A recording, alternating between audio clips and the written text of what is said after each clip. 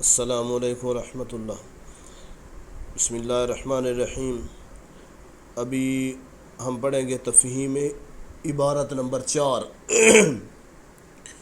پہلے ڈاکٹر غلام مصطفیٰ خان کا تعارف ہم نے پڑھا تھا، تو کچھ نیٹ ورک پرابلم کی وجہ سے انشاءاللہ کل نظریہ پاکستان وہ سبق پڑھیں گے، تو ابھی تھوڑا وقت ہے، اس لیے تفہیم عبارت نمبر 4 وہ آپ دیکھ لیں۔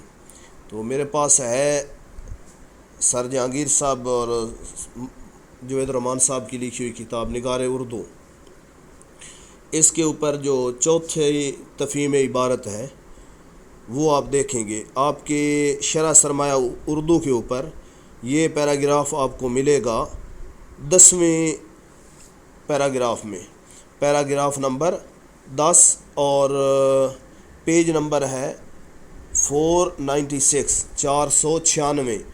آپ کی شرح سرمایہ اردو پہ 496 نمبر ہے، اور یہاں پہ ہمارے پاس چوتھا ہے تفہیم عبارت، یہ نگار اردو سے، اس سے میں پڑھتا ہوں اور آپ اس سے دیکھ لینا۔ انتخاب کتب ایک اہم مسئلہ ہے، اس کے لیے اس طرح کی احتیاط اور غور و فکر کی ضرورت ہے جس طرح کے دوستوں کے انتخاب کے لیے۔ جس طرح ایک اچھے اور نیک چال چلن کا مالک انسان اپنے دوست کو برائی سے بچا لیتا ہے، اور ایک برا دوست اپنی بد کرداری کی وجہ سے دوسرے دوست کو بھی تباہ کر دیتا ہے، اسی طرح اچھی کتابیں دل و دماغ اور عادات و اطوار پر اچھا اثر ڈالتی ہیں، اور مخرب اخلاق یعنی خراب اخلاق اور بیہودہ کتابیں طبیعت کو برائی کی طرف مائل کرتی ہیں۔ اس طرح بری کتابوں کا مطالعہ پڑھنے والے کی اخلاقی موت کا باعث بنتا ہے۔ اسی طرح بری کتابوں کا مطالعہ پڑھنے والے کی اخلاقی موت کا باعث بنتا ہے۔ مشاہیر زمانہ کی سوانح عمریاں، سفر نامے، تاریخی اور مذہبی کتب اور جدید معلومات پر لکھی ہوئی کتابوں کا مطالعہ انسان اور خصوصاً طالب علموں کے لیے مفید ہے۔ اخلاقی کتابوں کے مطالعہ سے اخلاق بلند ہوتا ہے۔ تو اس میں انہوں نے بنائے ہیں 4 سوال۔ پہلا، کتابوں کے انتخاب میں کس چیز کی ضرورت ہے؟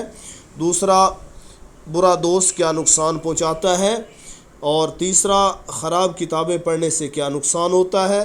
اور چوتھا، طالب علم کے لیے کون سی کتابیں مفید ہیں؟ اور پانچواں، اس پیرے کا عنوان دے۔ وہ اس میں نہیں لکھا، اور آپ کی شرح سرمایہ اردو پہ بھی نہیں لکھا، لیکن بعض پیپروں کے اندر آیا، تو اس لیے میں نے وہ ایک 5واں سوال بھی بنا دیا۔ تو اس کا پہلا جواب، کتابوں کے انتخاب میں کس چیز کی ضرورت ہے؟